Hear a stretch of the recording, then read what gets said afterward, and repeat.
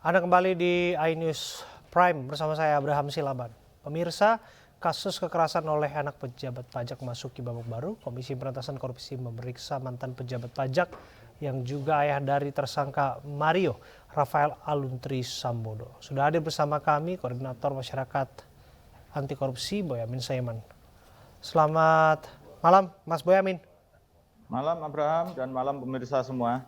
Ya, Mas Boyamin, apa sesungguhnya langkah yang kita harapkan dari KPK untuk memastikan semuanya terang benderang kaitannya dengan alur asal muasal kekayaan Rafael Alun Trisambodo? Ya, KPK tidak terbatas sebenarnya untuk Alun aja. Sebenarnya kita berbicara KPK mampu mentreatment Kementerian Keuangan untuk tata kelola perpajakan yang lebih baik, lebih transparan, dan tidak ada lagi dugaan kong-kali-kong antara petugas pajak dengan wajib pajak besar dalam rangka tidak memenuhi kewajiban pajaknya secara maksimal. Kan ini sebenarnya bukan korupsi terhadap pajak-pajak kita, itu bukan. Tapi dugaannya itu kan memperoleh dugaan gratifikasi, hadiah, suap, atau ucapan terima kasih dari wajib pajak yang tanda kutip dibantu. Dibantunya itu ya berarti mengurangi kewajiban pajaknya. Oke. Jadi ini yang sebenarnya harus dilakukan oleh KPK. Dari sisi inilah pencegahan sehingga nantinya tata kelola pajak itu akan lebih baik dan kemudian penerimaan negara juga akan bertambah, otomatis juga dugaan penyelewengannya juga berkurang. Itu yang utama itu. Oke, kalau kita lihat salah satu Jeep Rubicon yang dimilikinya dan ketika didalami pemilik kendaraan ditemukan ada di gang sempit begitu ya. Dan lagi-lagi ada saja siasat untuk mengelabui atau setidaknya mengatakan bahwa itu bukan milik mereka begitu. Pinjam dan lain sebagainya. Ini kan bukan hanya untuk Rafael saja.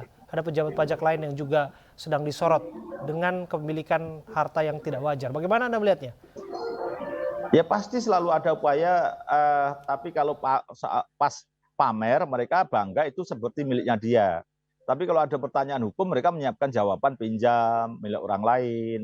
Mana ada pinjam berhari-hari gitu kan? Nggak ada lah, itu ngeles-ngeles aja. Dan ini diperlukan talenta KPK untuk mampu mengungkap ini bagian dari nanti proses-proses berikutnya gitu. Jadi harus kita tuntut KPK-nya harus lebih cerdas bagaimana mengungkap kasus ini menjadi dugaan penyelewengan dan level lebih tinggi lagi dugaan korupsi gitu. Jadi kalau kemudian hanya retorika terus itu KPK padahal sudah sangat terlambat karena ini pernah dilaporkan tahun 2012 baru ikut kelabakan sekarang setelah masyarakat ramai karena gaya hidup hedonis dari Mario gitu.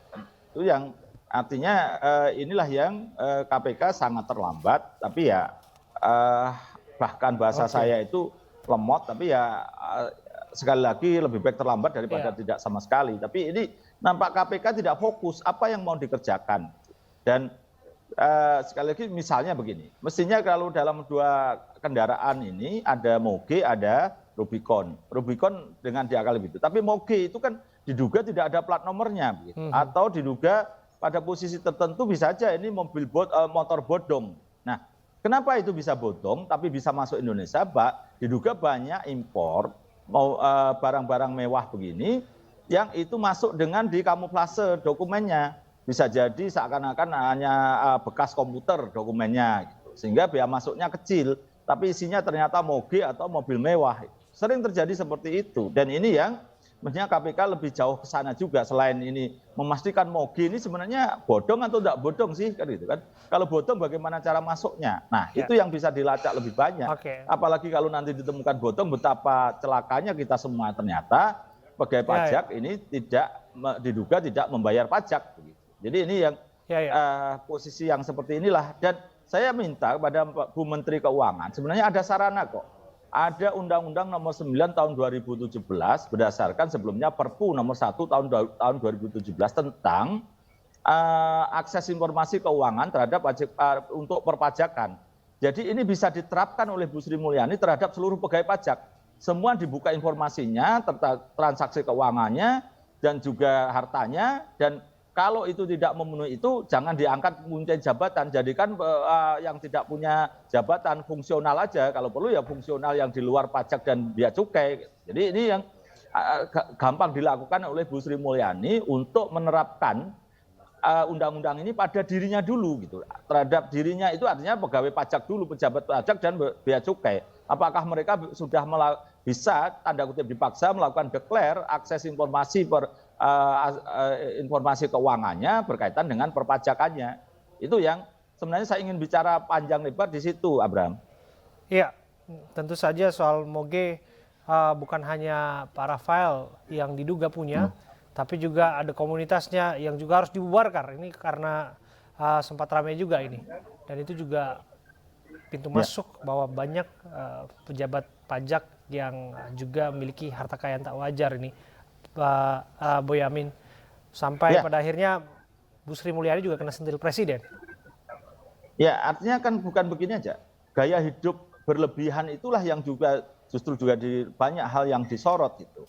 Misalnya ada dugaan mereka bermain golf, itu harus lebih fokus, lebih diseriusi karena dugaannya bisa jadi biaya untuk golf itu dibiayai wajib pajak misalnya. Dan kemudian ada dugaan lobby-lobby di situ. Kalau Moge itu kadang-kadang bisa aja nggak ada lobby-lobby di situ dugaannya kan. Tapi ini yang dugaannya yang golf ini yang juga justru lebih jauh harus didalami. Kan ada perjalanan misalnya dugaannya ke Pulau Bintan misalnya golf di Lagoi Resort gitu. Nah ini yang banyak yang bisa didalami dalam konteks saya mendukung pernyataan Bu Sri Mulyani yang mengatakan ada perbaikan sistem. Nah perbaikan sistem itu sampai banyak hal yang harus dikerjakan, bukan sekedar seperti sekarang. Khawatir saya ini kan hangat-hangat tai ayam karena ada persoalan ini baru kemudian seakan-akan gegap gempita nyopot jabatan termasuk kepala Bea Cukai Jogja karena pernah konten medsosnya bergaya hidup mewah misalnya. Nah ini kan kalau cuma copot jabatan begini tapi tidak ada perbaikan sistem apa gunanya, Abraham? Baik, terima kasih Pak Boyamin Saiman. Tentu ini jadi pelajaran bagi pejabat siapapun untuk lebih jujur lagi untuk mendaftarkan harta kekayaan mereka miliki. Terima kasih atas waktu Anda. Presiden Jokowi kembali meminta agar para pejabat tidak pamer kuasa dan kekayaan. Menurut Presiden, sifat tersebut melukai hati rakyat. Dari komentar-komentar yang saya baca, baik di lapangan maupun di kementerian, di media sosial, karena peristiwa di pajak dan bea cukai,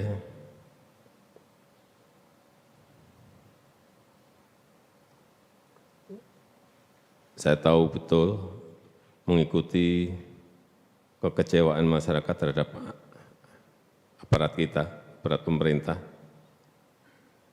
Dan hati-hati, tidak hanya urusan pajak dan bea cukai, ada kepolisian dan juga aparat hukum lainnya, terhadap birokrasi yang lainnya. Dan kalau seperti itu ya, kalau menurut saya ya, pantas rakyat kecewa.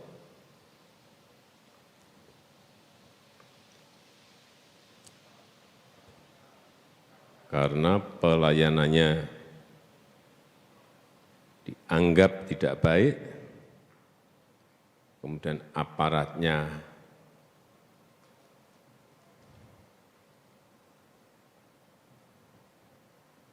perilakunya jumawa dan pamer kuasa.